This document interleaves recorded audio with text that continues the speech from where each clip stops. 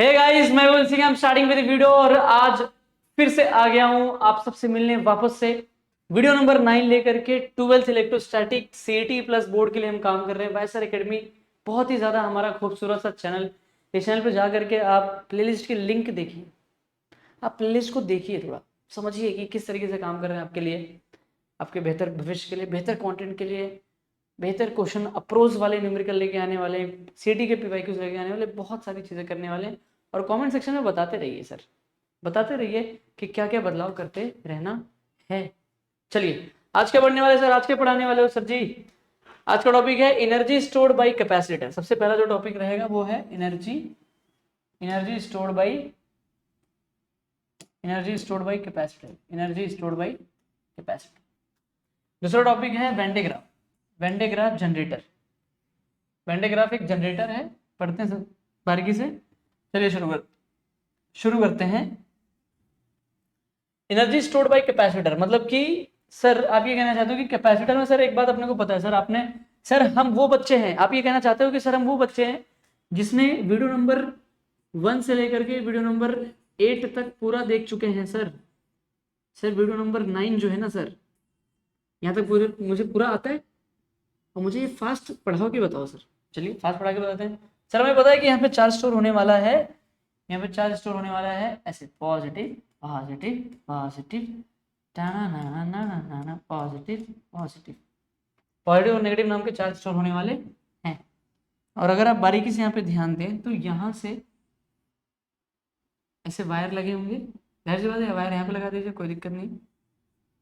और वायर लगा करके यहाँ पे बैटरी को लगा दीजिए वी, और यहाँ पे क्यू फ्लो हो गया, ठीक है। क्यू फ्लो करके अपने आप को स्टोर कर देता है, ठीक है। कैपेसिटर से उसको स्टोर कर लेता है, ठीक है। कितनी बात है समझ में आ गई?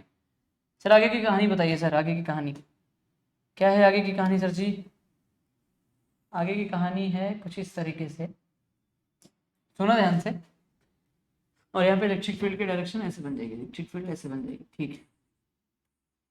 ठीक है, ये सब आपको समझ में आ गया सर। ये सारा एक बात आपको पता है सर, ये एनर्जी कितना स्टोर करता है सर? मुझे पता है कि अगर मुझे एनर्जी का सिंबल सर होता है यू, एनर्जी मतलब यू। और अगर मुझे एनर्जी निकालनी है कैपेसिटर के, तो मुझे निकालना पड़ेगा कि चार्ज के थ्रू वर्कडन कितना हो रहा है सर। और वो वर्कडन कितना हो रहा है, अगर ये वर्कडन मुझे पता लग गया तो वही वर्कडन तो स्टोर होता है, वही वर्कडन तो स्टोर होता है, वही वर्कडन तो स्टोर होता है, स्टोर होता है किसमें? एनर्जी के फॉर्म में। वही वर्कडन स्टोर होगा एनर्जी के फॉर्म में। सिंपल सी बात है, ठीक है भाई, इतनी बात समझ में आ गई। चलिए एक बात और बताते हैं, एक बात और बताते हैं कि सर यहाँ से जो चार्ज फ्लो होगा, ठीक है, मतलब एक बात समझ में आ गई सर कि जो वर्कडन होगा वो वर्कडन V इंटू क्यू की वजह से होगा, V इंटू क्यू की वजह से, V इंटू क्यू। तो अभी जो वर्कडन है V इंटू क्यू की वजह से हो रहा है। आप अगर बारीकी से ध्यान से समझें तो ये V जो है, हम लोग इसको अभी के लिए क्या बोलेंगे, ये V अपने को बैटरी पता है, that is battery, that is potential. पर ये जो Q होगा, ये Q बहुत ही छोटा चार्ज मान लेते हैं कि छोटा, क्योंकि छोटे से चार्ज को अगर हम लोग छोटे से चार्ज के रिस्पेक्ट में अगर हम लोग देखें कि मान लेते हैं कि छोटा सा चार्ज स्टोर हुआ है और फिर उसको मैं वर्कडन को इंटीग्रेट कर दूंगा छोटे वर्कडन का, मैं छोटे से चार्ज अगर स्टोर होगा, मतलब यहाँ से इस V से एक छोटा सा चार्ज स्टोर होगा, तो छोटे चार्ज की वजह से जो छोटा वर्कडन है अगर मैं उसको कैलकुलेट कर लूँ, इंटीग्रेट कर लूँ, तो मुझे टोटल पोटेंशियल एनर्जी मिल सकती, सॉरी टोटल एनर्जी मिल सकती है, total stored energy that is potential energy मुझे मिल सकती है कि भाई कैपेसिटर कितनी एनर्जी को स्टोर करता है। तो क्यू को क्या बोल देंगे? डी क्यू बोल देंगे, सिंपल। क्यू को क्या बोल देंगे? डी क्यू बोल। अब जाहिर सी बात है छोटे चार्ज के बारे में देखें ना, तो यहाँ पे जो बनेगा वो क्या होगा, ये डी डब्ल्यू हो जाएगा, सिंपल। अब डी क्यू सर क्यों स्टोर हो रहा है? डी क्यू इसलिए स्टोर करवा रहे हैं हम लोग, डी क्यू इसलिए स्टोर करवा रहे हैं कि अपने को छोटा वर्कडन देखने से थोड़ी आसानी होगी। अच्छा एक बात बताओ सर, बैटरी से बैटरी के अंदर जितनी एनर्जी है, क्या पूरी की पूरी एनर्जी स्टोर हो जाएगी? नहीं, ऐसा नहीं होता, बिकॉज लगातार कंटिन्यूस सप्लाई ऑफ वोल्टेज की वजह से एनर्जी लॉस हो जाता है। क्या हो जाता है? एनर्जी हीट के फॉर्म में लॉस हो जाती है, हीट के फॉर्म में एनर्जी लॉस हो जाती है। तो जितनी बैटरी में, जितनी बैटरी की एनर्जी है, जितनी बैटरी की पोटेंशियल है, पूरा का पूरा एनर्जी स्टोर हो जाएगा, ऐसा नहीं है, लॉस हो जाता है। और ये जो चार्ज है, चार्ज छोटे चार्ज का वर्कडन हम लोग देख रहे हैं, that is D W. Sir पता है कि अगर इस डी डब्ल्यू को सर डी डब्ल्यू से डब्ल्यू निकालना है तो अपने को पता है सर इसको इंटीग्रेट करना पड़ेगा। और इंटीग्रेट करना है, अगर इंटीग्रेट कहाँ से कहाँ तक करेंगे सर? देखो चार्ज पहले, बैटरी को बंद करने से पहले अगर आप बारीकी से ध्यान दें, बारीकी से चीज़ को समझें,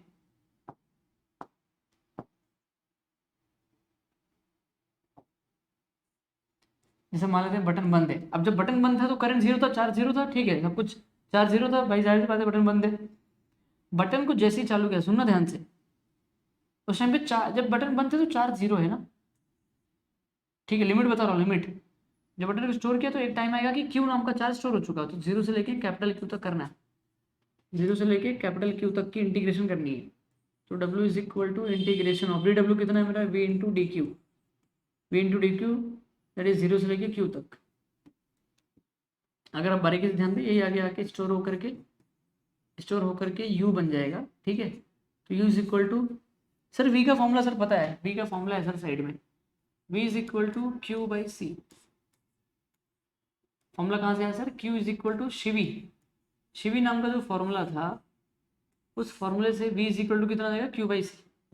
तो sir V is equal to Q by C यहाँ पे पुट कर सकते हैं, Q by C into D Q, और जीरो से लेके कैपिटल क्यू तक, ठीक है सर जी, ये भी समझ में आ गया बात।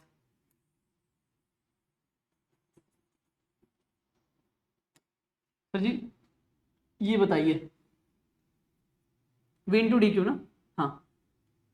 तो अब ये जो u है, u is equal to integration of zero से लेके q तक, ये क्या है? अच्छा एक बात बताओ, यहाँ तक आ चुका है ना हम लोग, देखो ये जो c है, क्या c चेंज होगा क्या? c जो है कैपेसिटेंस, इसकी जो कैपेसिटेंस होगी, कैपेसिटेंस कितनी है, a epsilon not upon D, क्या ये चेंज होने वाला है? नहीं। एक बार एरिया फिक्स किया तो एरिया फिक्स है, इसमें बीच में अगर मीडियम नहीं है तो एप्सिलॉन नॉट फिक्स है। डिस्टेंस क्या है, D, D is the distance between the plate which is fix, area fix, distance fix between the plate, और एप्सिलॉन नॉट फिक्स, क्योंकि इसमें इस पे मतलब खाली जगह है, वैक्यूम एयर, मतलब प्लेट के बीच में वैक्यूम है, एयर हो सकता है, तो इसकी वजह से एप्सिलॉन नॉट लिया हुआ है। तो उस हिसाब से सर सी नहीं बदलेगा, सी कांस्टेंट है, क्या है, कांस्टेंट होता है। तो सी कांस्टेंट, तो वन अपॉन सी बाहर आ जाएगा, integration of Q with respect to D Q, zero से लेके कैपिटल क्यू, तो वन अपॉन सी बाहर आया। अब इंटीग्रेशन ऑफ, ये फॉर्मूला अपने को आना चाहिए, इंटीग्रेशन ऑफ याद रखिए, ये फॉर्मूला याद रखिए, integration of one X raise to N जो होता है with respect to X, X raise to N plus one upon N plus one. इस हिसाब से q के पावर में वन है, तो ये कितना हो जाएगा, q वन प्लस वन मतलब square upon one plus one that is square, that is integration of one X raise to N क्या होता है, एक्स वन प्लस वन करोगे तो एक्स स्क्वायर अपॉन टू हो जाता है, वैसे ही है, ठीक है। अब ध्यान सुनिए, वन अपॉन सी, अब ये कहाँ से कहाँ तक है, जीरो से लेके क्यू तक। अगर आपने अंकुश मिश्रा सर का वीडियो देखा हुआ है तो उन्होंने अपने बेसिक मैथमेटिकल्स में ये सब बातें करी हुई हैं। ये होती है अपर लिमिट, क्या होती है, अपर लिमिट, ये होती है लोअर लिमिट। बहुत सारे बच्चों को ये नहीं आता तो मैं सिखा देता हूँ, होता क्या है देखिए, देखिए एक्चुअल में होता क्या है, देखो ऐसा होता है कि integration of X raise to N आपने लिया तो कितना हो जाएगा, X raise to N plus one upon N plus one. It means कि X raise to one power है तो एक्स स्क्वायर अपॉन टू हो जाएगा, इसका इंटीग्रेशन एक्स स्क्वायर है तो X raise to two plus one upon two plus one, मतलब square है तो X raise to cube upon three, फिर X raise to three upon three हो जाता है। अब अगर आप बारीकी से ध्यान दें तो अब इसमें लिमिट लगा दिया जाए, अगर इसमें लिमिट लगा दिया जाए कि एक्स स्क्वायर जो है वो, इसका इंटीग्रेशन लो तो ये कितना हो जाएगा, एक्स क्यूब अपॉन थ्री हो जाएगा, बट इसमें लिमिट लगा दिया जाए कि वन से लेके टू तक, तो ऐसे वन से लेके टू तक। ये एक्चुअल में with respect to X integration, actual में अगर देखा जाए, एक्चुअल में देखा जाए तो ये इंटीग्रेशन किसका चालू है, डीएक्स का चालू है, with respect to DX. With respect to DX का मतलब ये होता है कि ये वैल्यू एक्चुअल में, एक्स की है, ये वैल्यू भी एक्स की है। अब जबकि ये अपर लिमिट है और ये लोअर लिमिट है, रूल के मुताबिक ये अपर लिमिट माइनस लोअर लिमिट होता है। अपर लिमिट क्या होता है, ये अब थ्री को बाहर ले सकते हो, नहीं तो ऐसे रखोगे चले जाएगा। अब एक्स की वैल्यू क्या है, टू है, तो इस एक्स की जगह पे टू पुट कर दो, तो टू का क्यूब अपॉन एक्स की जगह पे टू पुट कर दे, टू का cube upon three minus two 1 का क्यूब अपॉन 3, तो 2 2 सा 4 2 सा 8, 8 ये 8/3 माइनस 1/3 दैट इज 7/3 करके आंसर करें। तो दिस इज द आंसर कि अपर लिमिट माइनस लोअर लिमिट कैसे करते हैं। 2 को रख दिया 2 का क्यूब और यहाँ पे -1 का क्यूब। इस तरीके से आपको पढ़ना होता है ये चीज़, इस तरीके से आपको ये चीज़ पढ़नी है। आ रही बात समझ में? सिंपल है। ये अपर लिमिट माइनस लोअर लिमिट समझे, बहुत लोग को नहीं समझा था इसलिए मैंने बोल दिया। बैच में एक बच्चे ने डाउट पूछा था इसलिए। वैसे यहाँ पे ये कैपिटल क्यू स्मॉल क्यू की वैल्यू है, तो इसको ध्यान दो 1/c और यहाँ पे क्या पुट करेंगे कैपिटल क्यू स्क्वायर अपॉन 2, 2 को बाहर लेते थे -0 स्क्वायर, यहाँ पे एक बार ये पुट किया upper limit minus lower limit 0 square by 2, ये खत्म हो गया। क्या बच गया formula half Q square by C, ये यू हो गया मेरा। सिंपल।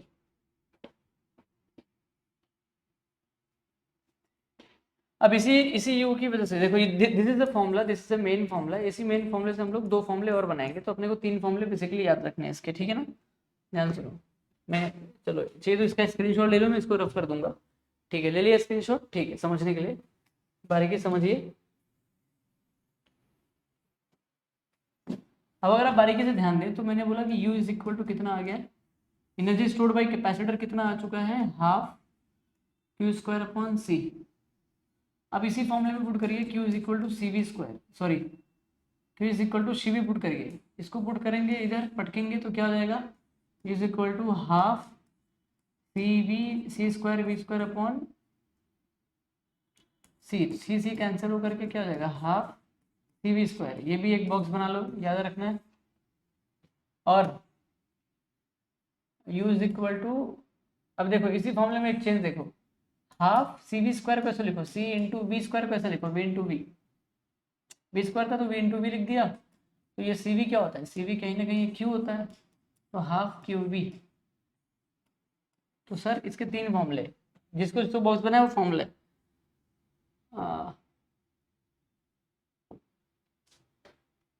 मतलब सर 3 फॉर्मूले मेन हो गए, 3 तरीके के फॉर्मूले हो गए सर, 3 तरीके के सर फॉर्मूले हो गए। इसी के इक्वल में लिख देता हूँ, ठीक है, तुम देख चुके हो, तुम्हें आ चुका है। इसके इक्वल में लिख देता हूँ, इसके इक्वल में मैंने लिख दिया हाफ सी वी स्क्वायर और half Q into V. Simple. ये 3 फॉर्मूले मेन है, ये मेन 3 फॉर्मूला। ये देखो चार्ज है, कैपेसिटेंस है तो भी आ जाएगा यू, कैपेसिटेंस है वोल्टेज है तो भी आ जाएगा वी, चार्ज है और वोल्टेज है तो भी आ जाएगा वी। ये 3-4 तरीके हैं, ये अपने को आना चाहिए। अब अपना अगला टॉपिक क्या हो जाएगा गाइस, अगला टॉपिक हो जाएगा वेन डे ग्राफ जनरेटर। मैंने कुछ बना के रखा है, मैंने जो भी यहाँ पे लिखा हुआ है ये तुम्हें बाद में हेल्प करेगा, अभी के लिए इन सब पे ध्यान नहीं देना। हालांकि जो मैंने इक्वेशन लिखा है यही अपने को ये मेन तरीके से समझना है, उसके बाद चीज़ें आसान है। ये बेसिकली ये प्रिंसिपल, एक बार ये प्रिंसिपल समझ में आ गया तो गेम आसान है, सारा गेम आसान है, ठीक है। चलो समझते हैं फटाफट से कि क्या ये वेन डे ग्राफ जनरेटर कहना चाहता है, और ये सब पे ध्यान मत दो, अभी मैं समझाऊंगा कि मैंने कैसे बनाया, क्या बनाया, क्या सोच के बनाया, क्या लॉजिक था अपना, क्या मोटिव, सब हम लोग बातें करेंगे। सुनना ध्यान से मैं क्या कह रहा हूँ। एक सवाल पूछता हूँ, अगर बारीकी से इस सवाल को अगर मैं पूछूं, अगर मैं बात करूं तो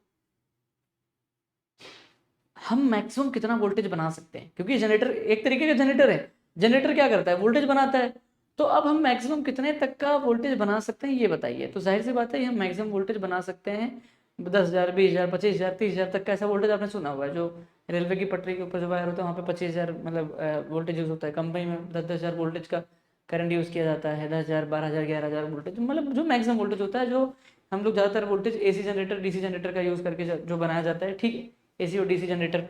सर ये तो हम लोग को पता है सर, ठीक है, एसी जनरेटर डीसी जनरेटर।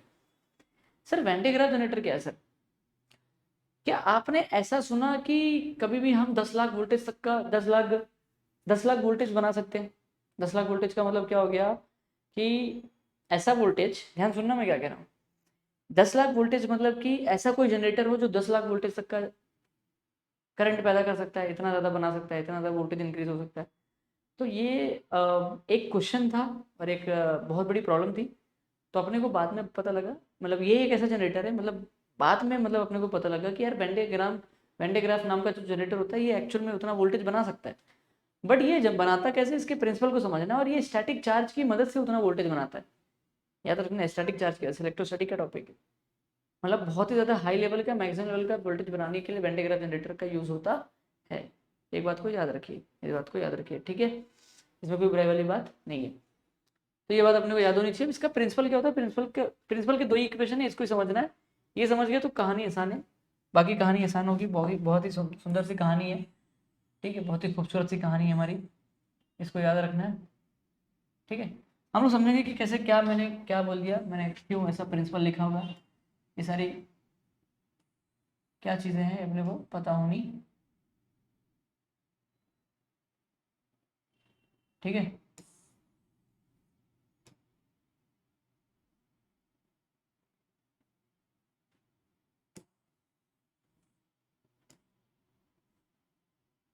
ये प्रिंसिपल है।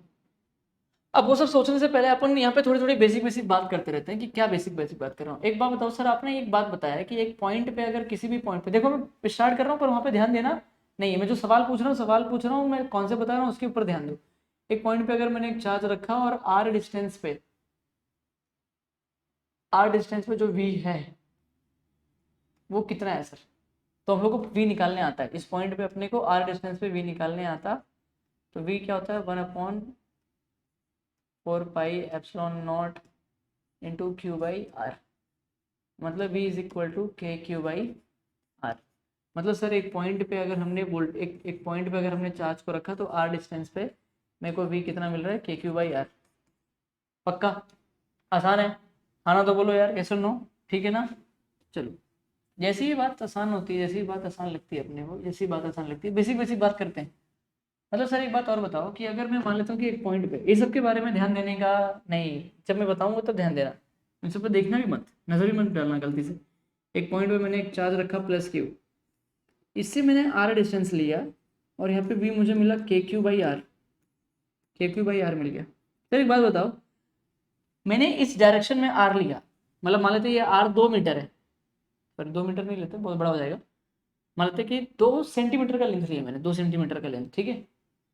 अब तो 2 सेंटीमीटर का जो लेंथ लिया है मैंने, वही 2 सेंटीमीटर का लेंथ में इस डायरेक्शन में लेता हूँ, मतलब मैं आर यही यही सेम आर सेम डिस्टेंस में यहाँ पे लेता हूँ।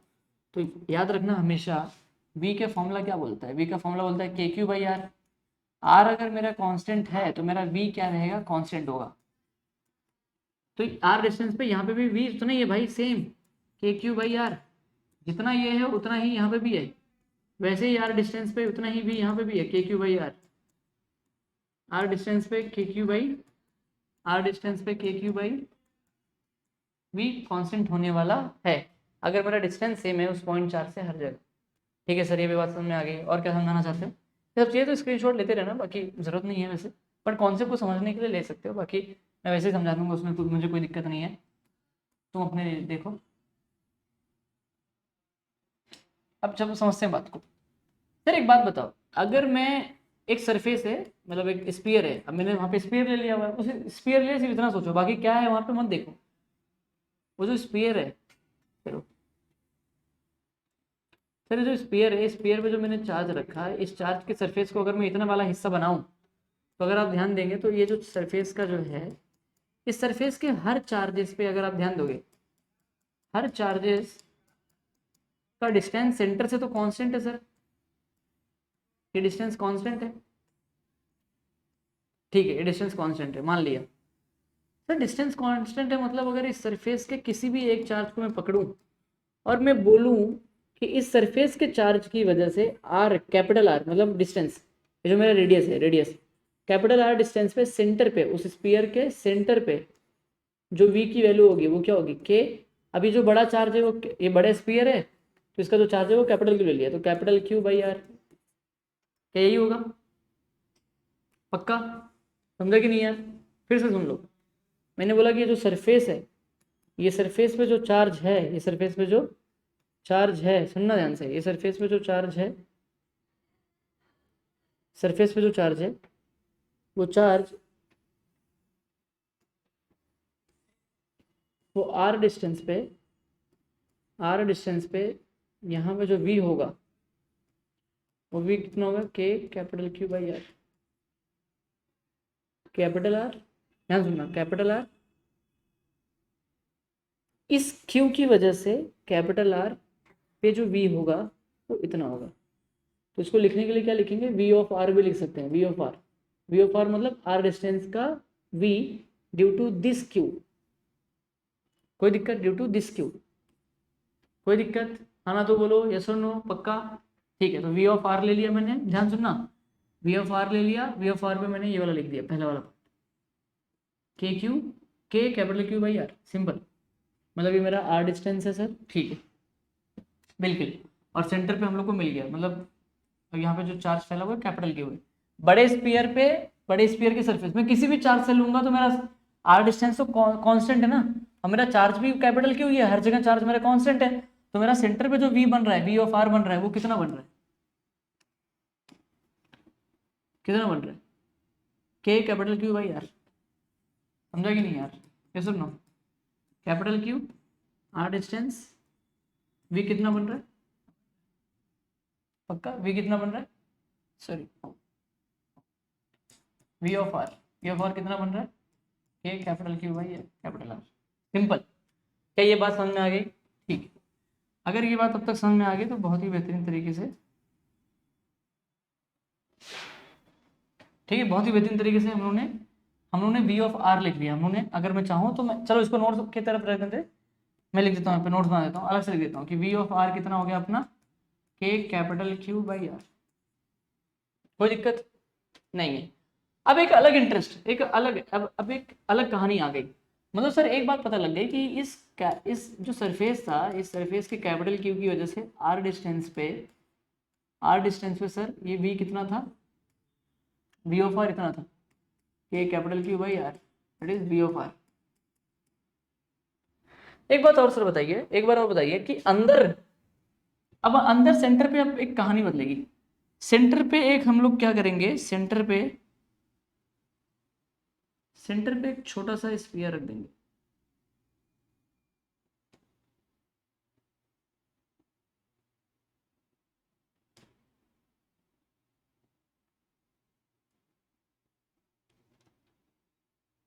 सेंटर पे एक स्फीयर रख देंगे,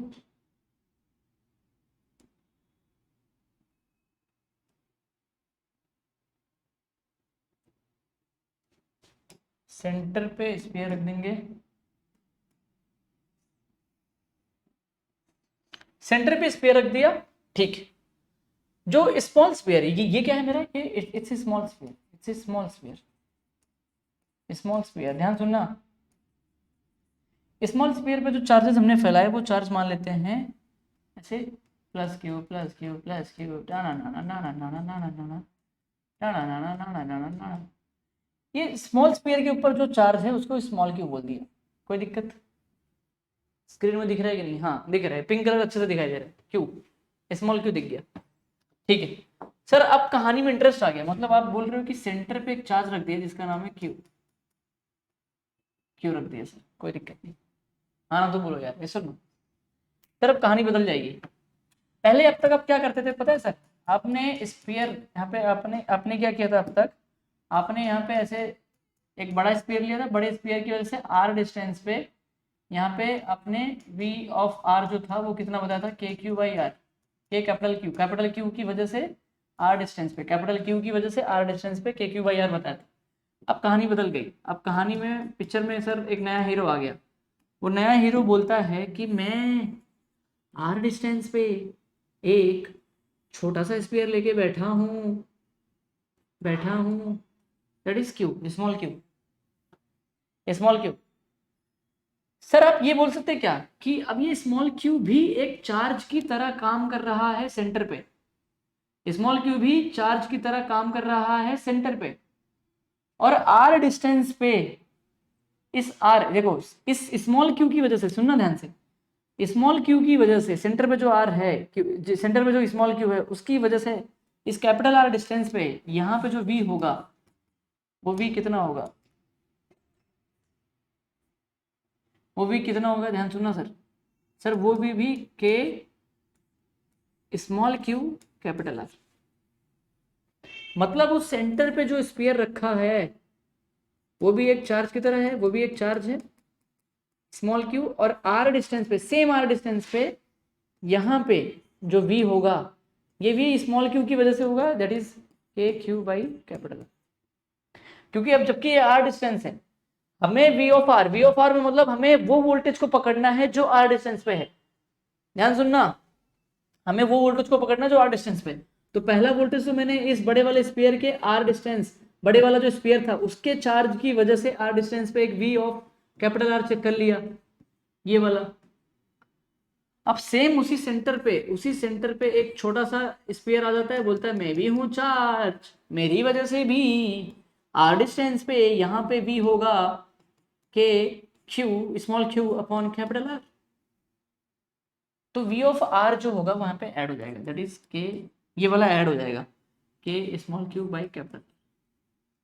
ये दोनों ऐड हो गया भाई साहब,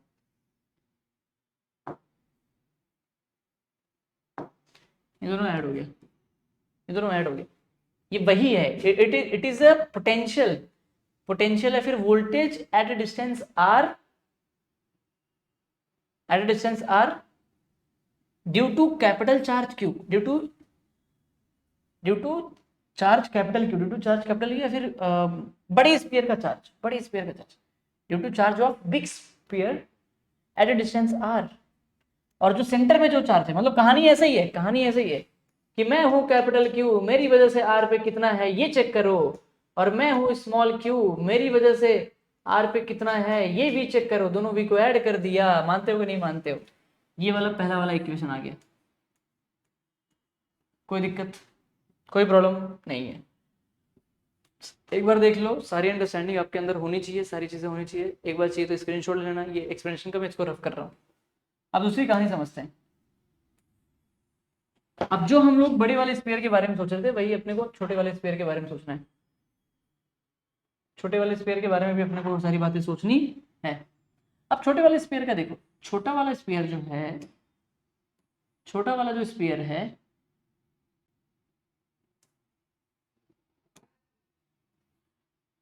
छोटा वाला जो स्फीयर है, ये स्फीयर पे ऐसे से चार्ज फैला हुआ है। तो ये जो सेंटर है, सेंटर तो दोनों स्फीयर का कॉमन है। छोटे वाले स्फीयर का जो रेडियस है वो आर है। तो छोटे वाले स्फीयर का जो सरफेस है, दैट इज, इसके पास स्मॉल क्यू का नाम चार्ज है, स्मॉल आर डिस्टेंस पे सेंटर पे, स्मॉल आर डिस्टेंस पे ध्यान सुनना, स्मॉल क्यू की वजह से स्मॉल आर डिस्टेंस पे सेंटर पे जो वोल्टेज होगा वो वी ऑफ स्मॉल आर होगा। वी ऑफ स्मॉल आर क्या होगा बताओ? वी ऑफ स्मॉल आर होगा, अरे यार ये मैं कुछ ज़्यादा ही कर देता हूँ। वी ऑफ स्मॉल आर क्या होगा? K Q by small R, K Q by small R. तो वी ऑफ आर मतलब वी ऑफ आर किसका? Small R distance. Small R distance किसका डिस्टेंस है? स्मॉल स्फीयर का जो रेडियस है, स्मॉल स्फीयर का रेडियस। स्मॉल, कंफ्यूज मत होना भाई, बड़े वाले चार्ज की वजह से आर डिस्टेंस पे सेंटर पे, that is K capital Q by R. फिर सेंटर पे एक चार्ज था, उस चार्ज की वजह से सेंटर पे चार्ज स्मॉल क्यू है, उस स्मॉल क्यू की वजह से आर डिस्टेंस पे K Q by capital R add कर दिया, बस और कुछ नहीं। अब स्मॉल स्फीयर का देख रहे हो, स्मॉल स्फीयर का जो रेडियस है, ये रेडियस स्मॉल आर है। स्मॉल स्फीयर की कहानी, जो कहानी बड़े वाले के लिए थी वही कहानी इसके लिए भी होगी, क्योंकि ये भी स्फीयर है। तो इसके सरफेस पे जो चार्ज है, वो चार्ज की वजह से, वो चार्ज की वजह से, वो चार्ज की वजह से यहाँ पे स्मॉल आर डिस्टेंस पे, इस स्मॉल क्यू की वजह से स्मॉल आर डिस्टेंस पे जो v होगा वो कितना होगा? v ऑफ स्मॉल आर होगा, that is K Q by small R. Simple कहानी तो है। तो वो v ऑफ स्मॉल आर में के क्यू बाई आर लिख दिया, ठीक है, ये कहानी खत्म। उसके आगे का मत देखो, जितना मैंने सोचने के लिए बोला उतना ही सोचना, ज़्यादा मत सोचना भाई, ज़्यादा सोचोगे दिक्कत हो जाएगी। सर एक बात समझ में आ गया सर, कि मतलब जो स्मॉल स्फीयर है उसके ऊपर जो चार्ज है, उसके वजह से, उस चार्ज स्मॉल क्यू की वजह से आर डिस्टेंस पे v कितना है? सर पता लग गया, v कितना है? v of small R is equal to K Q by R. पर एक बात और सर, बड़े वाले स्फीयर कैपिटल आर डिस्टेंस, छोटा वाला स्फीयर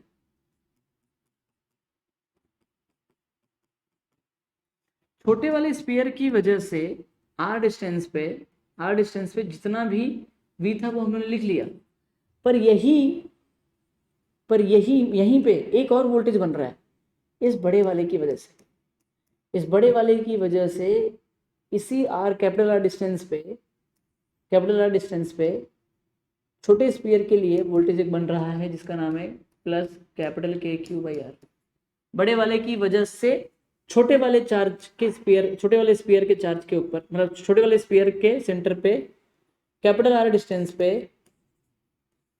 क्या बन रहा है, ये बन रहा है। तो ये भी ऐड हो जाएगा, तो मैंने वही यहाँ पे किया। अगर नहीं समझ में आ रहा सीधा सीधा याद रखने का कि capital Q small Q capital R, small Q capital Q, उसका उल्टा किया स्मॉल आर कैपिटल आर, सीधा नहीं समझने। अगर नहीं समझ में आ रहा है तो बस, बाकी और क्या बोलूँ, पर मैंने तो जान लगा दी समझाने के लिए। ये लॉजिक तभी आएगा, ये चीज़ें समझ में आएंगी तभी जब आपने पोटेंशियल वाला वीडियो अच्छे से देखा होगा, वीडियो नंबर 5-6 जो होता है ना, बहुत तगड़े तरीके से देखा होगा, तभी आपको आएगा। तो चलिए उसका रफ करते हैं पूरी तरीके से, बेहतरीन तरीके से। अब कहानी सुनो, अब कहानी सुनो, इन दोनों को माइनस करो।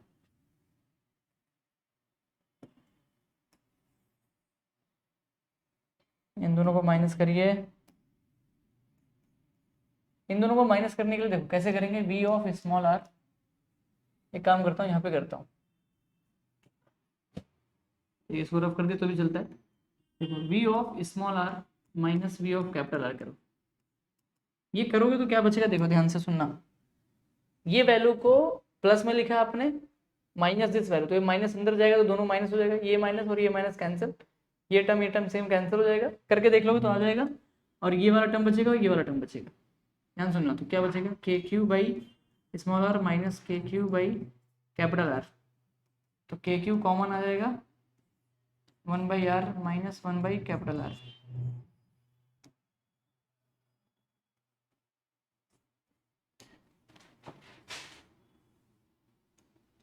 We of small R minus V of capital are.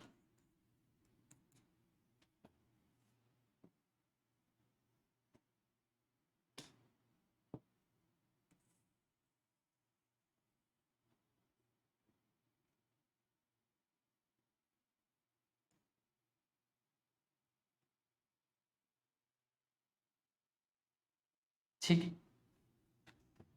एक बात बोलता हूँ, ये आर डिस्टेंस को देखना, यहाँ पे ये मत सोचो, यहाँ पे मत सोचो कि किसी स्फीयर का पोटेंशियल, स्फीयर की वजह, स्फीयर के ऊपर चार्ज है, छोटा स्फीयर उसके पास चार्ज है, बड़ा स्फीयर उसके पास चार्ज है, बड़े वाले स्फीयर की वजह से आर कैपिटल आर डिस्टेंस पे लिखा।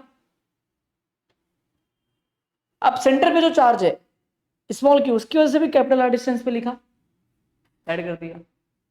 फिर छोटे वाले स्फीयर के बारे में सोचो, छोटे वाले स्फीयर के पास स्मॉल आर है, तो छोटे वाले स्फीयर के चार्ज की वजह से स्मॉल क्यू की वजह से स्मॉल आर पे लिखा।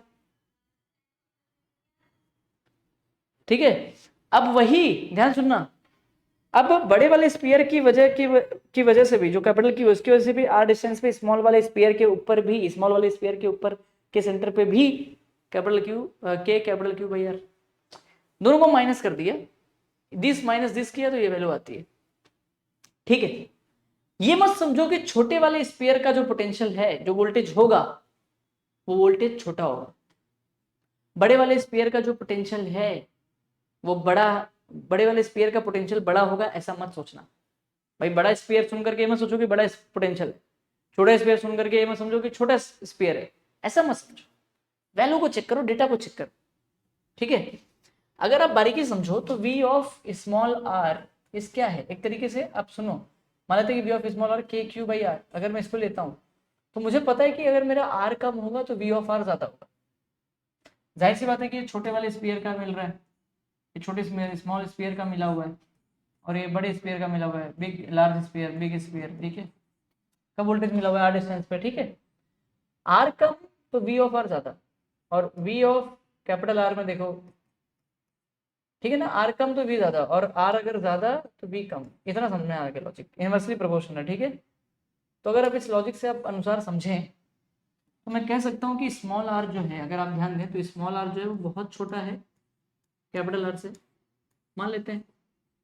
तो जाहिर सी बात है अगर स्मॉल आर बहुत छोटा है कैपिटल आर से, तो वी ऑफ स्मॉल आर जो होगा, potential at small sphere is greater than potential at capital sphere. यही प्रिंसिपल है।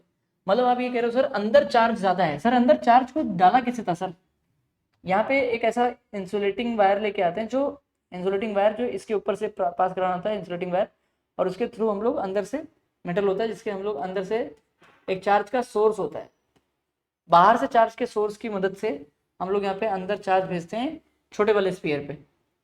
अब छोटे वाले स्फीयर पे चार्ज ज्यादा होने के कारण अंदर पोटेंशियल ज्यादा होता है, अंदर पोटेंशियल ज्यादा होता है।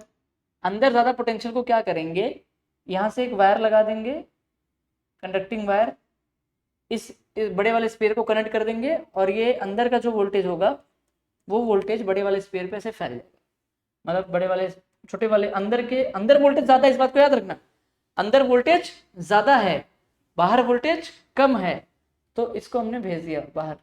तो बाहर, अब जो बाहर का जो स्फीयर है वो भी बहुत ही ज्यादा चार्ज वाला, बहुत ही ज्यादा वोल्टेज, अगर अंदर चार्ज ज्यादा है बाहर भेजा तो बाहर वाला भी वोल्टेज बढ़ रहा है, वो भी इंक्रीज होता रहेगा। कितनी बात समझ में आ गई?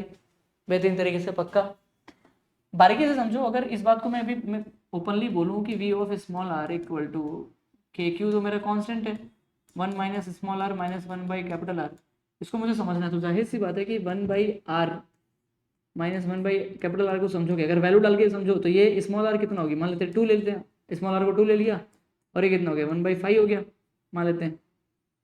तो अब 1/2 कितना होता है, 0.5 होता है। भाई ये नीचे वाली वैल्यू छोटी है तो पूरी वैल्यू बड़ी हो जाती है, माइनस, अब नीचे वाली वैल्यू बड़ी है तो पूरी वैल्यू छोटी हो जाती है। तो 1/5 मतलब कितना हो जाएगा, पॉइंट लगा 0 बड़ा 0.2, तो आएगा कितना 0.3। तो अगर आप बारीकी से ध्यान देखें तो नंबर को पुट करने में भी समझ में आ रहा है कि ये वैल्यू बड़ी है, तभी तो ये प्लस में है, तभी तो ये प्लस में आ रहा है आंसर। आंसर प्लस में आया, आंसर प्लस में कब आया, जब आपने वी ऑफ स्मॉल आर सच में बड़ा है, वी ऑफ स्मॉल आर सच में बड़ा है। क्योंकि बड़े वाले वैल्यू में से अगर 5 में से 3 माइनस करूंगा तो +2 आएगा, और अगर 3 में से -5 करूंगा तो -2 आएगा। तो दो तो मेरा मैग्नीट्यूड तो मेरा सेम है, बट मेरे को प्लस माइनस कब आता है, जब मैं बड़ी वैल्यू में से छोटी वैल्यू को माइनस करूंगा तब मुझे प्लस आता है। उस लॉजिक के अनुसार मेरा 1/2 सच में बड़ा है 1/5 से, तभी तो आया 0.3, सिंपल सी बात है। और एक क्यों है, क्योंकि इसका डिस्टेंस छोटा है इसका, और आर कैपिटल ज़्यादा बड़ा था। जाहिर सी बात है ना कि अगर मैं, अब जाहिर सी बात है कि अगर ये चार्ज क्यू है, इसकी वजह से मैं capital R distance, sorry capital R distance पे ये क्या लिखता हूँ, v equal to K Q by are, और यहाँ पे स्मॉल आर डिस्टेंस पे इस पॉइंट पे लिखता हूँ के क्यू बाई स्मॉल आर, ये वी डैश। तो जाहिर सी पता नहीं वी डैश डिस्टेंस कम होने की वजह से पोटेंशियल ज़्यादा है इसका वी से, लॉजिक वही है। और ये नंबर वाले लॉजिक से भी समझ में आएगा कि वैल्यू प्लस आ रही है मतलब वी बाई आर सच में बड़ा है, तभी तो उसमें से माइनस किया, तभी तो 1/r माइनस 1 कैपिटल आ रहा है। यार समझा कि नहीं यार, हाँ ना तो बोलो यार, पक्का क्या आपको पूरी बातें समझ में आ गई बेहतरीन तरीके से? दिस इज द प्रिंसिपल, मतलब एक बात समझ में आ गई सर, अंदर वोल्टेज ज्यादा है सर, अंदर वोल्टेज ज्यादा है, और अंदर का वोल्टेज अगर मैं बाहर लेके आऊंगा तभी मैं बाहर वाले स्फीयर का वोल्टेज बढ़ा पाऊंगा, ये बात समझ में आ गई। अब इसी के दम पे तुम क्या समझोगे, तुम इसी के दम पे ये समझो, इसी के दम पे इसका प्रिंसिपल समझो, मतलब इसका कंस्ट्रक्शन समझो। कंस्ट्रक्शन में ये लोग दिमाग लगाते हैं। कंस्ट्रक्शन में क्या करते हैं, ऐसा एक इंसुलेटिंग पिलर लेते हैं, और ऊपर ये लोग क्या करते हैं, ऐसा ऐसे इसको इधर लेके समझते हैं, ये कंडक्टिंग स्फीयर होता है, कंडक्टिंग स्फीयर, कंडक्टिंग मटेरियल जो भी बोल दो, कंडक्टिंग सरफेस, और ये इंसुलेटिंग पिलर होता है, इंसुलेटिंग, और यहाँ पे एक बेस ले लिया, क्या ले लिया, बेस ले लिया, रिकॉर्ड हो रहा है ना, ठीक है, यहाँ पे एक बेस ले लिया। अब ये बेस क्या होता है, ध्यान सुनना मैं क्या कह रहा हूँ, ये बेस क्या होता है, ये बेस में क्या करते हैं ना, यहाँ पे ऐसे 2 पुल्ली बना लेंगे, 2 पुल्ली, यहाँ पे ऐसा बेल्ट बांध लेंगे, बेल्ट।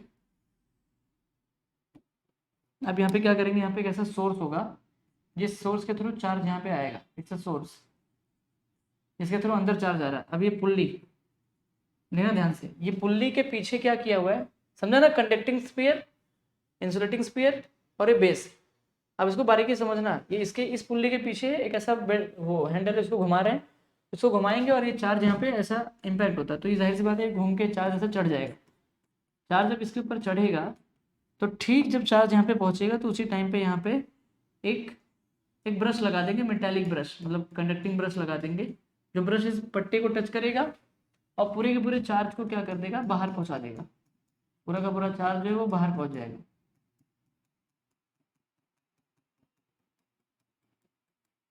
पूरा का पूरा चार्ज बाहर पहुँच जाएगा। तो चार्ज भरता ही भरता रहेगा, भरते मतलब जितना घुमाओगे सोर्स चालू है, झुम्बर झुम्बर झुम्बर झुम्बर झुम्बर झुम्बर झुम्बर झुम्बर झुम्बर झुम्बर, क्या हो जाएगा, ये बाहर ही जाता रहेगा। ठीक है, हमारी बात में पक्का।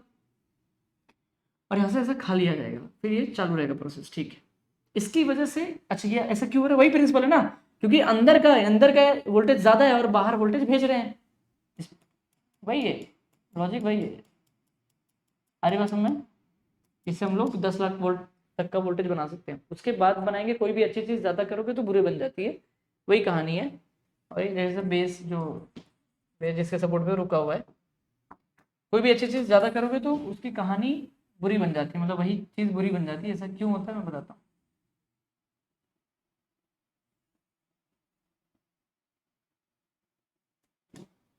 अगर आप बारीकी से ध्यान दें,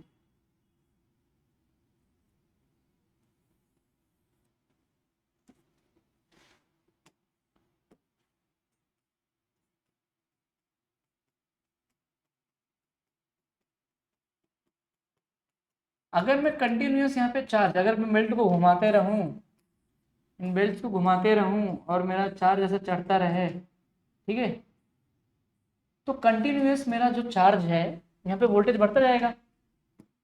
जब एक टाइम आएगा कि बहुत ज़्यादा वोल्टेज जब बढ़ जाएगा, बहुत ज़्यादा वोल्टेज बढ़ जाएगा, तो जाहिर सी बात है इन चार्ज की वजह से एक बहुत ही स्ट्रॉन्ग इलेक्ट्रिक फील्ड, बहुत ही स्ट्रॉन्ग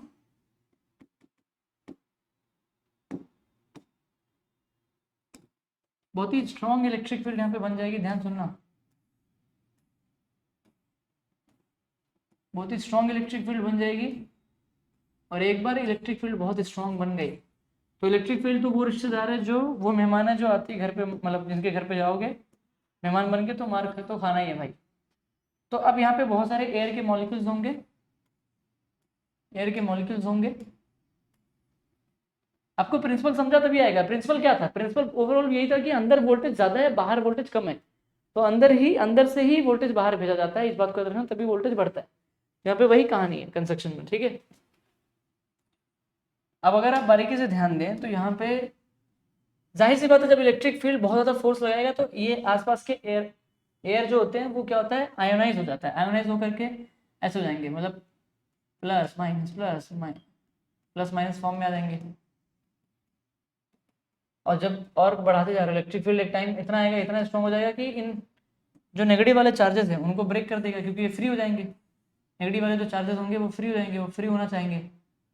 तो नेगेटिव चार्ज तो क्या हो जाएगा, फ्री हो जाएगा। पॉजिटिव चार्ज तो फ्री नहीं होता। ठीक है, नेगेटिव चार्ज फ्री होने के बाद, जब नेगेटिव चार्ज फ्री हो जाएंगे, ध्यान सुनना, ये कब हो रहा है, जब 10 लाख वोल्टेज आपने बढ़ा दिया, उसके आगे के भी बढ़ाते जा रहे हो, तो नेगेटिव चार्जेस फ्री हो गए।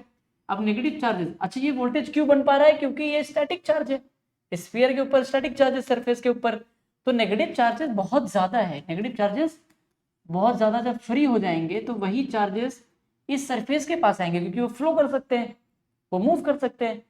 तो इन पॉजिटिव चार्ज के पास वही चार्जेस आ करके उनको क्या करेंगे, ध्यान सुनना, उनको अट्रैक्ट करेंगे, स्टैटिक वाले पॉजिटिव चार्जेस को अट्रैक्ट करना शुरू कर देंगे।